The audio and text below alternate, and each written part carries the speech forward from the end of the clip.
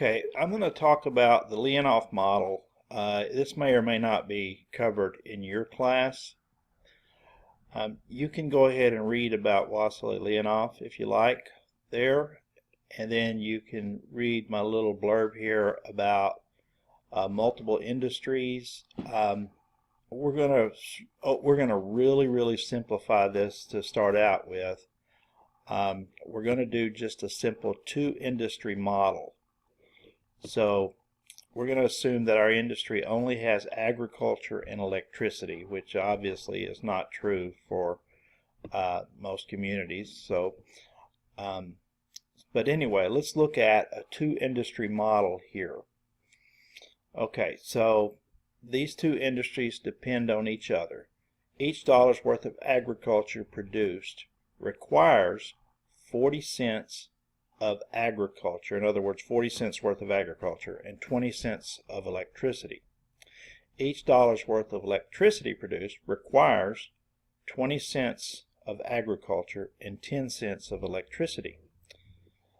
Both industries have an internal demand for the other's resources. So in other words, you can see that agriculture needs some agriculture and they need some electricity, and electricity needs some agriculture and electricity. Suppose there is an external demand, in other words, consumers need that. So the consumers need $12 million worth of agriculture and $9 million worth of electricity. Our task is to determine how much of each industry must be produced to meet these demands. Now, the problem here is this is like a moving target. The more agriculture you produce, the more you're going to need. The more electricity you produce, the more you're going to need. So it's like trying to hit a moving target. So let's take a look at how we can hit that target. Let's say X1 is the total output from agriculture and X2 is the total output from electricity. So X1 for agriculture, X2 output for electricity. So we know the internal demands for agriculture are 40 cents of agriculture, so 0.4 X1, and 20 cents of electricity, so 0.2 X2. That's for each dollar. And then for each dollar's worth of electricity, we have to have 20 cents of agriculture, so 0.2 X1, plus 10 cents of electricity, so or $0.1 of electricity, 0.1 X2. Now, the external demands of 12 and 9 million must also be met. So that is the internal demands plus the external demands have to equal the total output for each industry. So let's take a look at what I've got written here in this table. Our total output is going to be X1 and X2.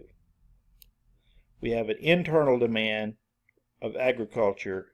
This is our internal demand for agriculture, and this is our external demand for agriculture. Okay?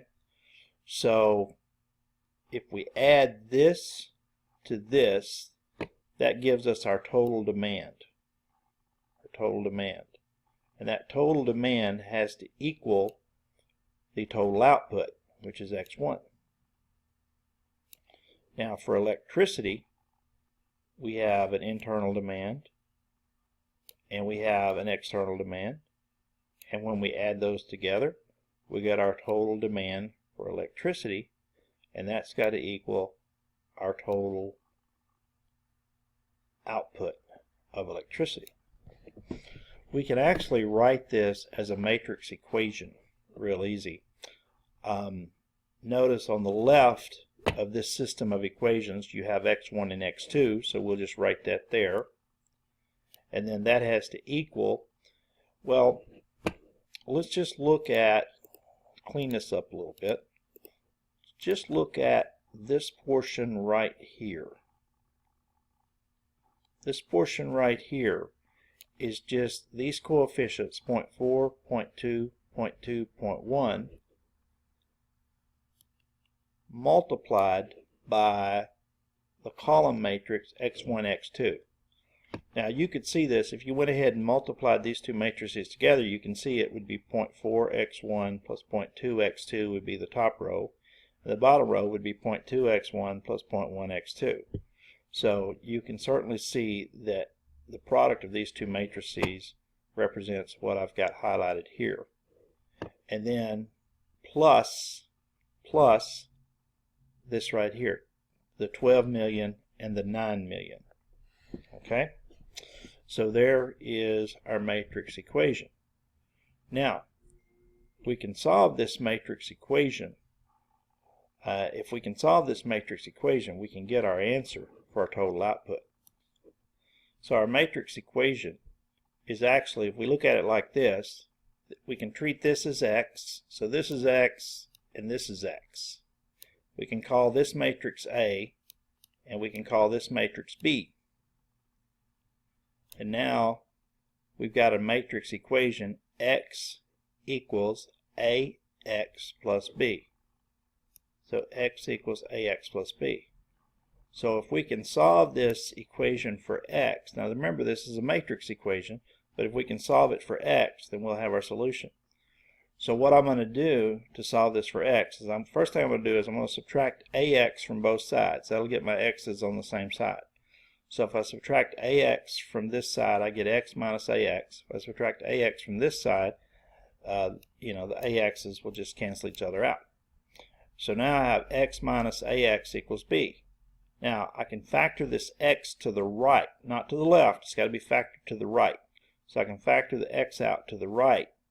So I get I minus a times x equals b. Now, to solve for x, I would have to multiply both sides by the inverse of I minus a. So if I multiply both sides by the inverse of I minus a, it basically will just, they kind of cancel each other out, because I minus a inverse times I minus a is just the identity matrix. And of course on the right hand side, I had to multiply that side by I minus a inverse. So when I get to the bottom of this, I get x equals I minus a inverse times b. So the solution to this equation would simply be the identity matrix minus the A matrix, and then I'd have to find the inverse of that difference and then multiply it by b, and that would be the solution.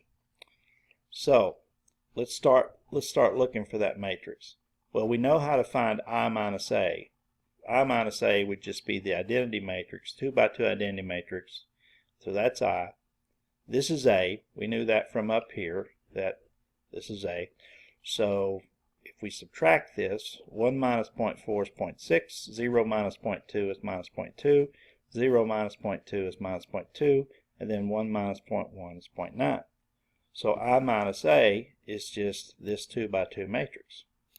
Now, if we take this matrix, I'm going to write it as fractions, and I'm going to, so this is going to be 3/5 minus 1/5 minus 1/5 and 9/10. So I'm going to augment it with a 2 by 2 matrix because I prefer fractions. Alright, so I'm going to augment it, and now I'm not going to go through this these steps, but basically you remember how we find the inverse of a matrix? Remember, we take the matrix and we augment it with the identity. Well, this is technically not right. We're not really augmenting A. We're actually augmenting this matrix. So, but, that's what we're doing. We're going to take this matrix and we're going to augment it with the identity, and then we're going to get the left-hand side in reduced row echelon form. So basically, I'm just trying to find the inverse of this matrix. And, you can do it on your calculator as well. But let's say you go through all this, go through the row operations, and you find the inverse. Okay, so there's the inverse of this matrix. 1.8, 0.4, 0.4, and 1.2.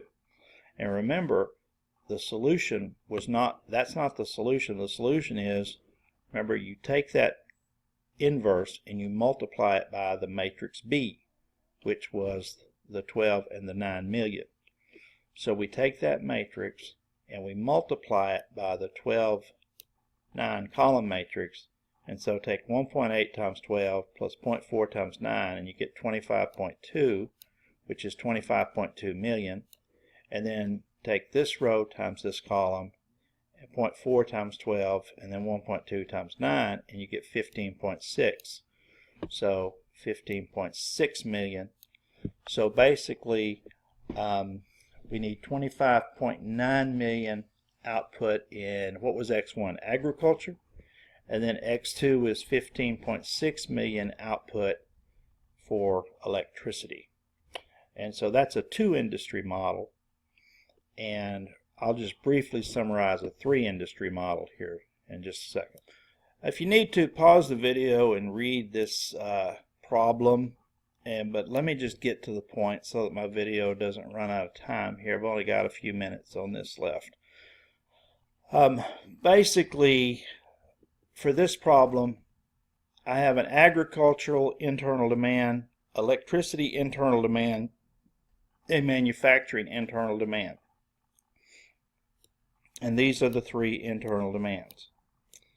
Okay, I'm going to let X1 be the total output needed for agriculture, X2 the total output needed for electricity, and X3 the total output needed for manufacturing. Here's the internal demand. If you read the problem, it tells you the external demands are 20 billion, 10 billion, and 30 billion. So over here, I know that my agriculture total output has to equal the internal demand plus the external demand. Same for electricity, has to equal the internal demand plus the external demand. And the same for manufacturing, must equal internal plus external. Okay, so we know that, setting it up like we did before, X1, X2, X3 has to equal this coefficient matrix of these coefficients here times X1, X2, X3. Okay, now remember, to solve this, all we have to do is find I minus A inverse. So I minus A would equal this. So you can just take the 3 by 3 identity matrix and subtract this. Remember, this here is the A matrix. So if you take the 3 by 3 identity matrix and subtract this from it, you get 1 minus 0.2, which is 0.8, 0 minus 0, 0, and then 0 minus 0.1 minus 0.1, and so forth. So anyway, that's where I got this from. Okay, so I just took I minus the 3 by 3 identity matrix minus this. Then I need the inverse of this, right? So use technology, your calculator, and just hit the inverse key if you want to. This is the inverse of that matrix. And then I need to take the inverse matrix and multiply it by the matrix B. So I take that matrix and I multiply it by B, which is the, what we call that, external demand. So we multiply that out, and I got 33, 37, and 64. So we need 33 billion in agriculture, 37 billion in electricity, and then 64 billion in manufacturing. And if you want to do another one, there's a little practice problem for you with the answers given. So that's basically kind of an introduction to the Leontief model.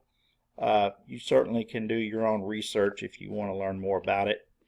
But where this is really comes into play is if you're really truly going to talk about a community and industries, think about 30 or 40 industries involved and how you would have to solve one of these matrix equations with 30 or 40 industries involved, and then you might see how this might be helpful in economics. Have a good day. I'm going to move on to the next chapter, linear programming, next.